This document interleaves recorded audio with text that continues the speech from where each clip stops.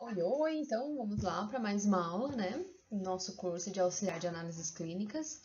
Agora, então, a gente vai ver um pouquinho sobre como realizar higienização de materiais e vidrarias de laboratório. Bom, então a gente tem os materiais volumétricos, que são chamados, né, no laboratório. Esse tipo de material, eles devem ser manuseados e higienizados com muito cuidado. Eles não podem ser submetidos a temperaturas, altas temperaturas, né?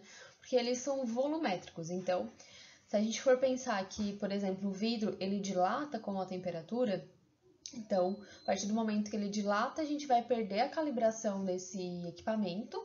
Então, a gente vai ter medidas de volumetria diferente. Então, a gente não pode submeter essas vidrarias a alta temperatura. Então, por isso que tem que ser tomado muito cuidado, né, com essas vidrarias que são volumétricas, porque qualquer coisa a gente pode estar descalibrando e depois pesando, fazendo, né, volumagem errada. Então, por exemplo, aqui a gente tem os valões volumétricos, a gente tem as pipetas volumétricas, pipetas graduadas e as provetas graduadas. Então, qualquer um desses aqui, eles vão ter variações, né, de medidas. Então, o balão volumétrico ele pode ser de 10 até 250, 500 ml. As pipetas também vão de 0,1 ml até 10, 15 ml. As graduadas da mesma forma, de 1 ml até 10, 15. As provetas elas podem ir até 1 litro, 2, e pode ter também provetas de 10 ml, enfim. Tudo é muito variável, né? E a gente vai utilizar conforme o volume que a gente deseja utilizar. Bom, então, dentre as pipetas, né, a gente tem tanto as pipetas de vidro ou acrílico, aonde essa parte aqui de baixo, né, a parte que é chamada de ponteira, ela pode ser descartável ou não. E aqui em cima a gente tem o que se chama de pera, que é o que vai ajudar a sugar o líquido. A gente tem as pipetas, as micropipetas, na verdade, né? Então, elas pegam aí desde 1 microlitro, né? Então, 0,01 ml até geralmente 1 ml, mas tem algumas de 2 e 5 ml. Sobre essas micropipetas, a gente tem que ter um cuidado que é de sempre manter ela com a ponteira para baixo. Nunca deve deixar de lado ou então de cabeça para baixo. Porque o que acontece?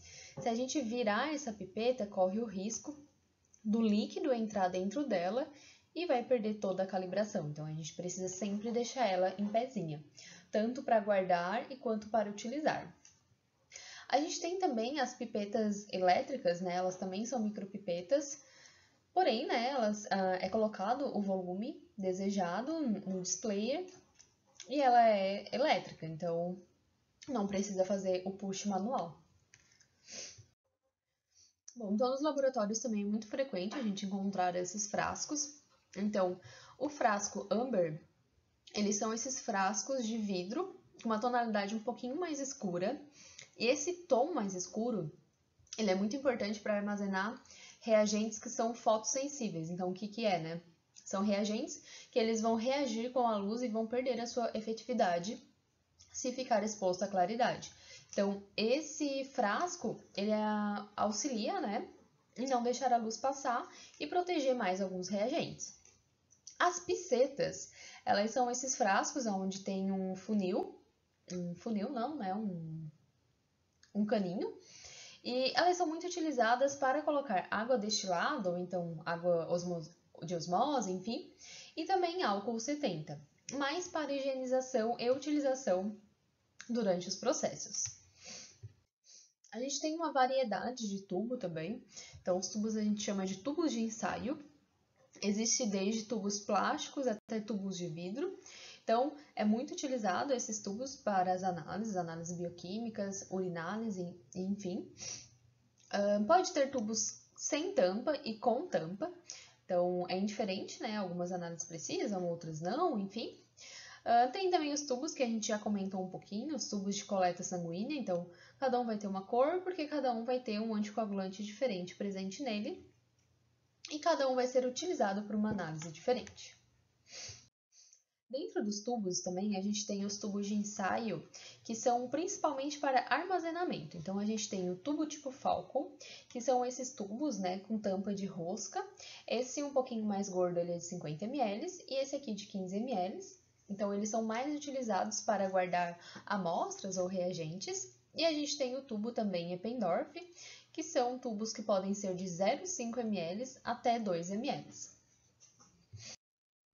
Temos também as placas de Petri, ou então aqui, como utilizado, né, placas de cultura, que é onde vai ser colocado o meio de cultura, ou então, né, chamado de agar.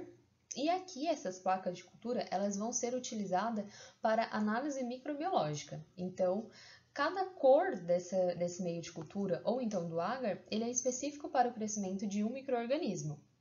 Então, é inoculado, né, a amostra nessas placas e depois observado o crescimento. Bom, então aqui eu passei para vocês um pouquinho dos principais materiais, vidrarias, enfim, né, que são utilizados nos laboratórios. Então a gente tem aí como material muito utilizado, né, as pipetas, os tubos, provetas, balão volumétrico. Então é importante que a gente chegue no laboratório, né, e tenha pelo menos um conhecimento básico do nome dessas vidrarias e talvez possivelmente, né, qual a funcionalidade delas. Então, claro que também no dia a dia isso vai sendo aprendido, né? Cada laboratório também vai ter o costume de utilizar mais ou menos algumas vidrarias, então, novamente, isso vai depender de local, né? Do tipo de laboratório, da rotina. Então, mas eu acho importante, né, que tenha o conhecimento de quais são os principais equipamentos e materiais utilizados dentro do laboratório de análises clínicas. Então, era isso, pessoal. Até a próxima aula e tchau!